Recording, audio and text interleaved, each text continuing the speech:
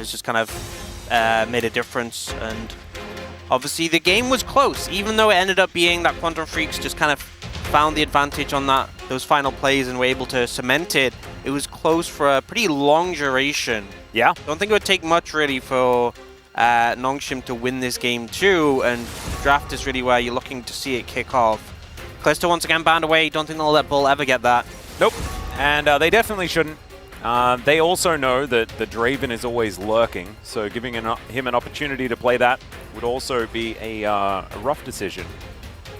Sylvie, you can see, very contemplative today. Didn't feel great about his debut for today's match. Senna and Callisto, Shadow Isles, going to be the focus here, and understandable bans. But on the blue side, banning Senna doesn't always feel absolutely fantastic, but we just like seeing her on the ban list. Yeah.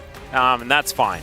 Yeah, I'm also wondering if they're going to do something. I mean, Hui, I think, was a big ban from Bulldog, but are they going to try and deny the Maokai? I said, we did a little segment on at the start of the patch that I just thought Maokai support was incredibly broken. And we've seen the priority. It was already like really priored in the jungle. Yeah. And now it just feels like the priority's gotten even higher because it's a flex, but it's also just so strong in support.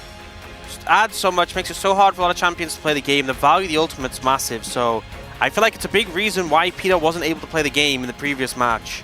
I'm of the opinion that if you're not going to ban it, you just got to first pick it. But there's a lot of things available they might lean towards instead, and that could result in a situation where once more we see Quantum Freaks just grab the Maokai. Yeah, I have a feeling Azir is coming out. It's Fiesta, he's in for a reason. And it's because he's the one that plays Azir. Oh, never mind! The Hui gonna come out! I love this. This is actually way better, in my opinion, than the Azir first pick, which is what I was considering Fiesta would be there for, because it's actually a good matchup into the Azir, the Hui is, so kind of works out. I still think that the Maokai, bit of a blunder. Like, do you need to ban Smolder against Bull? I don't think so. Yeah. But Azir is still going to be considered? That would be crazy. Sejuani again for Cuz maybe just coming through.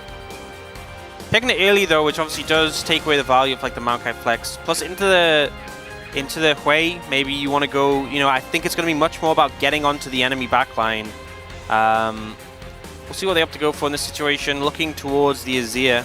I think the Azir is, I feel like it's a weird choice when Hui is up, because we have seen some Huis really struggle. Of course, Showmaker comes to mind, where he did just get straight up caught out in a few of these moments, pushed underneath turrets. Not a lot you can do about that as a Hui, but with the amount of range that you have, as the game goes on, the value of the Hui does, I feel, outlast that of the Azir, and that's what we've kind of seen.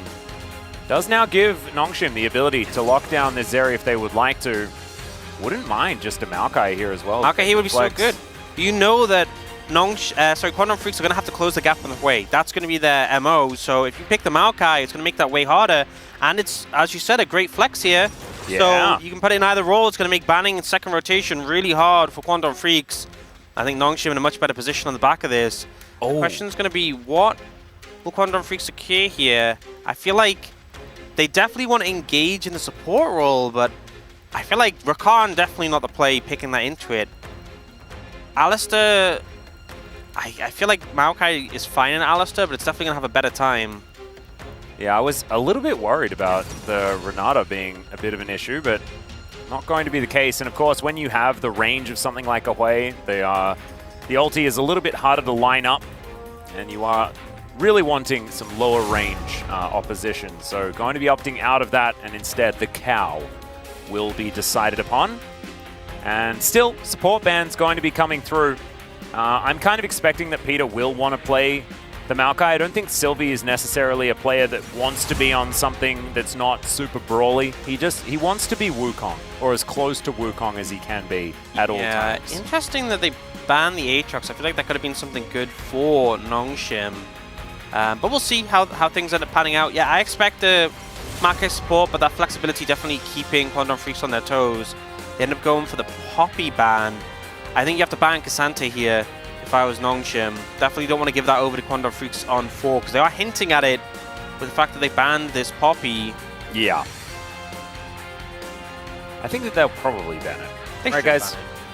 Guys, come on. It's Cassante, Dindin, you know how this is. You know, when the K'Sante comes in, and then you try. Oh, that is definitely not K'Sante. They steered away from K'Sante in an epic way. This means Dindin has a plan, right? That's what it means, right? Hopefully. I mean, I feel like if I'm Quantum Freaks here, you could just slam K'Sante and then leave AD carry till last. I mean, you already know roughly what the enemy bot lane is, but I just think securing K'Sante has so much value. They're going to offer the Kai'Sa, so going along with that dive, and then Nongshim, we'll see what they opt to do. We'll see where this Maokai ends up going. I think you're pretty fine with it in the bot lane here. I think you're not going to have too many issues, but there's definitely a lot of directions they can go. They could even pick up, like, the Nautilus themselves if they really wanted. And, oh, what? Oh! K'Sante exists? Whoa, K'Sante! Oh, I completely forgot about that champion. Completely baffling. Wow, that's crazy. Nuts. That's so strange he gets through all these bans and picks. Yeah, that's a bit of an interesting one that he was just left open like that. I guess us and Quantum Freaks must have forgotten about it. Yeah, no, seriously. Really just sent me through a loop there. It is early. It's about, you know, it's got to be like 5 AM by now. Nautilus going to be locked in. So that is going to secure the Maokai in the jungle. I actually am a bit surprised. I would have liked to have seen the Maokai support and then even a Nocturne again if they wanted to. But it doesn't really go along with a Hui composition quite as well. So yeah, I kind of respect this also. I'm kind of okay with this. It really holds the Kai'Sa accountable. You know, if you're ulting in and you get ulted by the Nautilus, you're kind of in a difficult situation. Cleanse is going to deal with that one. The front line on the side of Nongshim is...